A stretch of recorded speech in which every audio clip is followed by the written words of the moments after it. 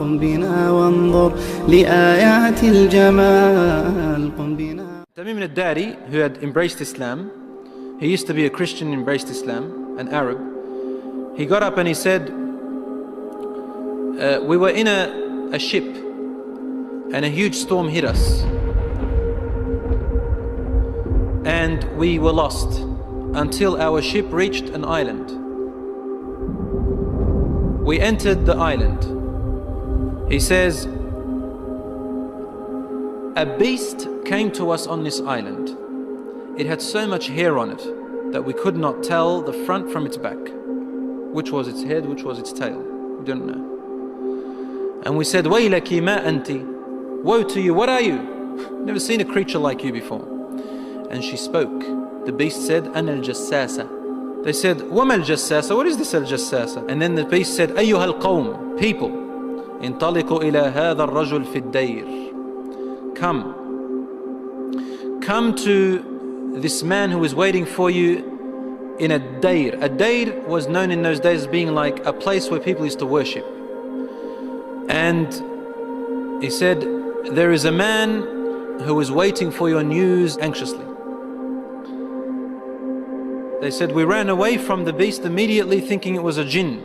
We entered this hut that was set for worship.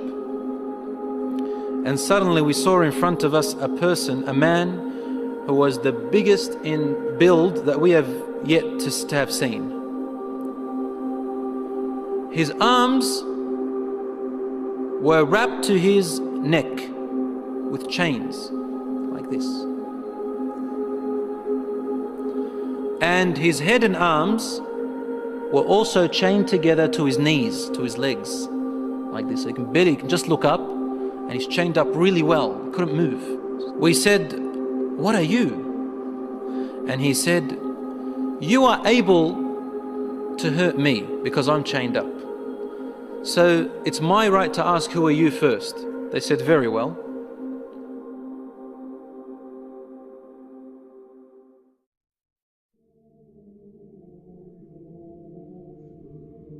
We are people from the Arabs. We set sail in our ship and a storm hit us until we became lost and landed on this island. We came to this island and we found this beast that came to us that had so much hair on it, and it led us to you. They said, we got afraid of this man and we didn't feel safe around him. However, the man said to us, tell me about the palm trees of Baysan. Baysan is a city in Jordan. He wanted to know whether there were palm trees planted in there a lot. We said, what do you exactly want to know about Baysan in Jordan? He said, I ask you, are there more palm trees and have they be filled with dates or not yet? They said, yes, it is full of palm trees and full of dates, more than many other places in what we know. He said, soon its palm trees and dates will become scarce, will no longer give fruits. Today, really, in Jordan, dates are scarce now. It used to be in history abundance. Now listen. He said, now explain to me about Buhayra Tabaraya. You know what Tabaraya is? Which ocean, which sea that is? Okay, the Tabaraya Sea. It's also close to Sham. They said, what do you want to know about it? He said, does it have water in it? They said, yes, there's lots of water. He said, soon its water is going to go away. It's not going to exist anymore.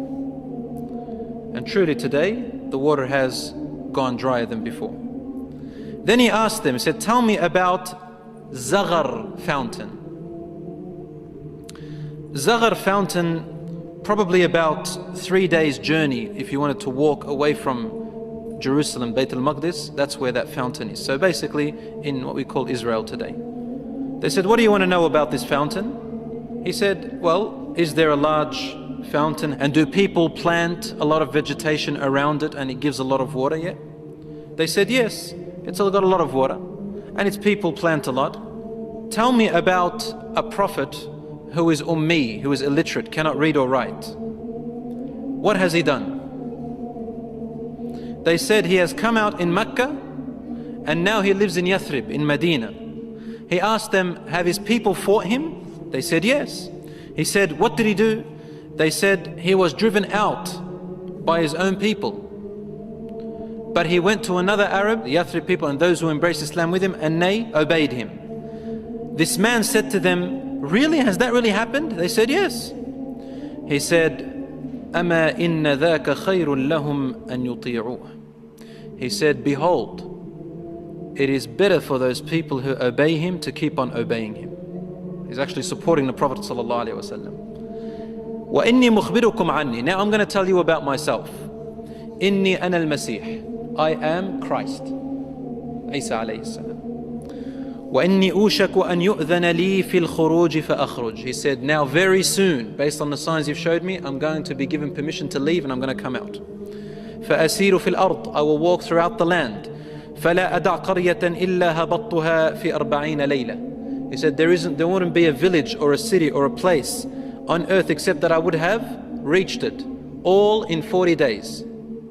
The whole world in 40 days. غَيْرَ مَكَّةَ وَطِيبَةَ. All except two places, Mecca and Tiba, Medina. فَهُمَا مُحَرَّمَتَانِ عَلَيَّ كِلْتَاهُمَا. He said, they are both forbidden for me to enter. Now when we say he enters, it means he conquers, takes over. He owns it. كُلَّمَا أَرَدْتُ أَنْ أَدْخُلَ وَاحِدٍ. He goes, every time I wanted to come into one of them, an angel will stand guard holding a sword, and he will prevent me from entering Mecca and Medina.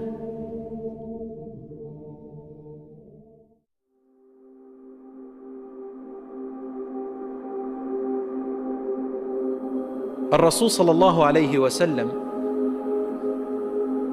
started grabbing his stick and sort of he put it close to his hip, sallallahu alayhi wa sallam, and then he began to bang, to hit the ground with it like this. But he was sort of tense, sallallahu alayhi wa sallam. Something very important. He was really tense about it, and he hit the floor and he said, "Ala hadhihi tiba." Behold, everyone, this is Tiba. Meaning he's pointing, this is Medina. He's in Medina, he's saying, this is Tiba, which you are in right now. He said, didn't I tell you that this man will come out and not be able to enter this land? They said, yes, Ya Rasulullah, because he had told them a lot about it before.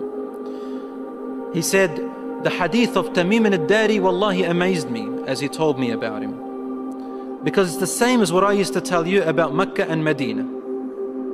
Behold, Dajjal is somewhere in near the oceans, in one of on an island somewhere towards the east of Medina, somewhere there, he said, in one of those oceans. Min qibal al-mashriq mahu, towards the east somewhere. So even the Prophet ﷺ doesn't know exactly where he is, but in that direction. So it's close to the Middle East at the moment. So Allahu A'lam, Dajjal will first arise in Asham, in the Middle East area, which gives a lot of sense that the Jews will be the first to follow him because they are waiting for their Messiah to come. They don't believe that Isa alayhi salam was it, and they don't want to accept Muhammad sallallahu alayhi wasallam. So they'll be the first to follow Dajjal. They say he is the real Isa. As for the Christians, they believe in the coming of Isa alayhi salam. Because they've mixed up their scriptures, they will think that this is the man. And because he will say, I am Isa, they will ask for him alayhi salam. They will ask for miracles, and he will do these miracles. Some of them won't be convinced. See, afterwards he'll say that I am God. Ana ilahukum. And then they'll say, what proof do you have? He said, only God can raise the dead. He said, okay, what if I raise your parents from the dead? They said, yes, we'll believe your God. So he will be able to get the jinns, the shayateen, to work for him, and he will raise them to become, to look like their parents, and they will speak to them. And so the people, non-Muslim people and the weak Muslims will follow him.